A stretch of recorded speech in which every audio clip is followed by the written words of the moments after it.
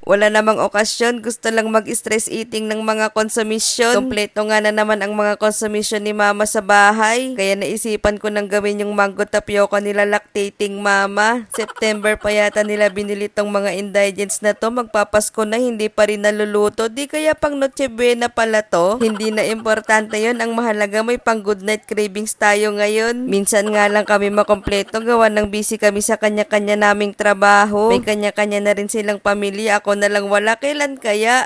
Pero di naman ibig sabihin nun hindi ako kompleto, masaya at kontento naman ako basta nandyan si Ninang Thea sa tabi ko. Long cheesy! Basta makakain kami 6 na beses sa isang araw, char! Sa kabilang other side, andyan naman yung mga pamangkin ko, sa kanila ko muna binubuhos yung oras ko. Minsan lang naman din kasi sila maging bata kaya sinusulit ko na habang nauutok ko pa sila. Hindi rin naman kami nagmamadali ni Ninang Thea, gawa ng marami pang priorities na dapat unahin. Tulad na lang ng pagbili ng bagong iPhone NMAX, full tank sagad. De, joke lang, Mio nga, di ko madrive sa iksi ng bias and max pa kaya. Pero syempre, naisip din naman namin magkaroon ng sariling pamilya, not now but not sure kung kailan. Siguro pwede na kapag naging 20 pesos na lang yung per kilo ng bigas sa kada litro ng gas. Sa ngayon, priority ko muna paano paghiwa-hiwalayin tong namuong sago dahil hindi agad na asikaso pagkaluto. Abay, makisama ka kapag tinamad ako, baka gawin na lang kitang biko. Balik tayo sa ginagawa ko, hiniwa ko na nga tong mga gulaman kaso mukhang tinamad naman. Ano bang dapat palitan? Yung mapurol na kutsilyo o yung tinatamad magluto? Habang problemado ko dito sa ginagawa ko dahil palpak na naman yung gulaman at sago, na mo problema na naman ang mga constituents ko. Paano kami makakabili ng spaghetti? Kaya nag-ambagan na lang kami. Nananahimik yung 50 ko na tinatago-tago ko sa brief ko na hold up pa nga, loko. Ganito madalas ang eksena namin sa bahay pag may ambagan. Akala mong mga high school lang nabibili ng 1 litro ng MP tapos pulutan, happy na adobo naman eh. Tapos makakolekta ng donasyon bawat isa, lumabas na kami para bumili naman ng pasta. Ano yan? Usapan spaghetti lang pero bakit may bit-bit ka ng bote ng gin? At dahil ako na gumawa ng mango tapioca, inutusan ko na lang si Papa tong magluto ng pasta. Total cravings naman niya yan, siya na bahala dyan. I've done my part, you did yours. What?